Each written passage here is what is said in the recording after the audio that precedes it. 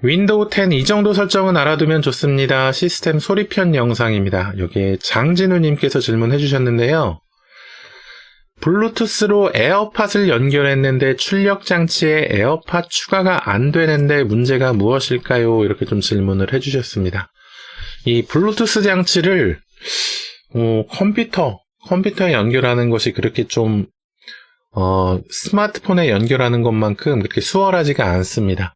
이 스마트폰에 연결할 때는 스마트폰은 이 블루투스 장치하고 와이파이 연결이나 이런 무선 장치 연결을 좀 잘 되도록 사용자 편의성이 있게 어떻게 좀 업그레이드를 잘 시켜놔서 좀 사용하기가 편리하게 되어 있어요. 그런데 컴퓨터는 사실 블루투스가 메인 기능이 아니고 컴퓨터 구동 후에 내가 원하는 장치의 기능들을 추가로 붙여 넣어서 구동을 시키는 거거든요. 그래서 이 블루투스 장치, 보통 데스크탑 컴퓨터인 경우에는 블루투스 동글이라는 블루투스 호스트를 구입해가지고 컴퓨터에 장착을 해야지 이 블루투스가 동작을 하게 될 것이고, 노트북인 경우에는 내장되어 있는 와이파이 칩셋에 블루투스 기능까지 들어가 있어서, 그러니까 스마트폰처럼 그런 거죠.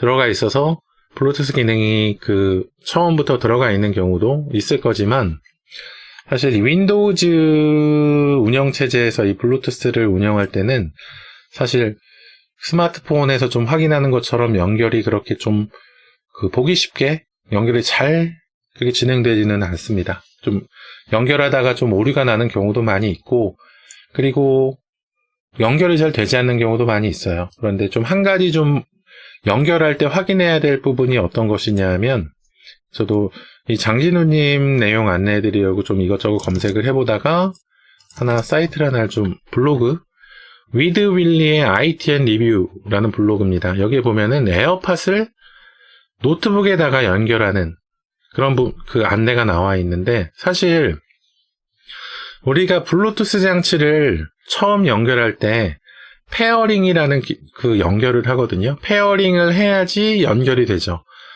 페어링을 해야지 연결이 되는데, 사실 페어링하고 연결하고 좀 이어져 있다 보니까 페어링만 진행을 하면 연결이 되었다고 느낄 수가 있어요. 그런데 사실 페어링이라는 것은 이 컴퓨터하고 블루투스 기기하고 서로 인사를 시켜주는 정도? 그러니까 얘하고 얘는 좀 어울리는 도구니까 서로 알고 있어라? 이렇게 좀 알려주는 그런 기능이라고 좀 생각을 하셔야 돼요. 페어링을 한 다음에 연결까지 진행을 해야지 블루투스 장치를 좀 활용할 수가 있습니다. 그런데 이 블로그에 그 내용이 잘 확인이 되어 있더라고요. 처음에 블루투스 장치 추가해가지고 페어링을 진행을 하죠. 에어팟을 이렇게 페어링을 진행을 합니다. 페어링을 진행을 하면 이 블루투스 장치는 내 컴퓨터를 인식하게 되고, 연결해도 되는 장치구나 하고 인식을 하게 되고, 내 컴퓨터도 이 에어팟을 연결이 가능한 장치구나, 서로 이제 안면을 트는 거예요. 서로 이제 인사를 한 겁니다. 그래서 혹시라도 나중에 연결 신호 오면은 너는 연결시켜 줄게, 이렇게 인사를 시켜 놓는 거예요. 그 다음에 진짜로 사용하려고 할 때는 여기에 지금 이 움짤로 GIF로 좀 표시를 해준 것처럼 페어링 된 상태에서 연결된 상태로 변경이 돼야 됩니다. 연결이 된 다음에 통화 오디오로 연결됨 이렇게 되잖아요. 통화로 연결이 된 것은 이어셋, 소리 들리는 거하고 마이크하고 같이 사용하는 거고, 오디오로 연결이 한 것은 이거는 스테레오 스피커로 연결이 되는 그 부분인데, 지금 두 가지로 다 연결이 됐다는 거죠. 그래서 페어링 된 상태뿐만이 아니고 이렇게 연결된 상태까지 가야지 내 소리 출력 장치에 이 블루투스 장치가 표시가 됩니다. 소리가 나는 거예요, 이 장치에서.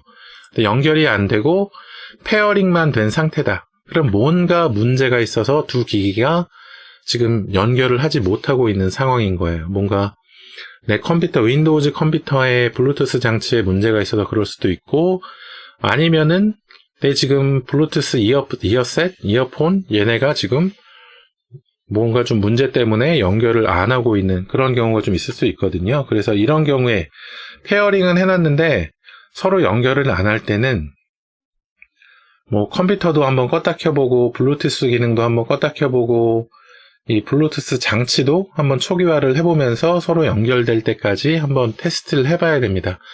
근데 블루투스 장치는 특히 이렇게 데스크탑에 연결해 놓은 블루투스 장치는 이렇게 좀 연결 오류가 있는 경우가 간혹 있어요. 그래서 재설치도 좀 해보고 컴퓨터도 좀 껐다 켜보고 해야지 연결되는 경우가 간혹 있습니다. 그래서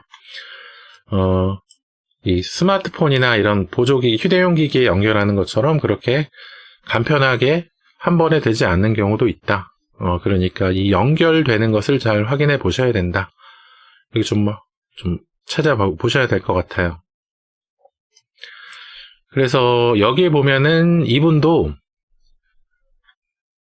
연결하는 방법은 어렵지 않은데 연결하고 나서 스마트폰으로 다시 연결하려고 할 때 그때 페어링을 다시 해줘야 된다. 이렇게 좀 하잖아요.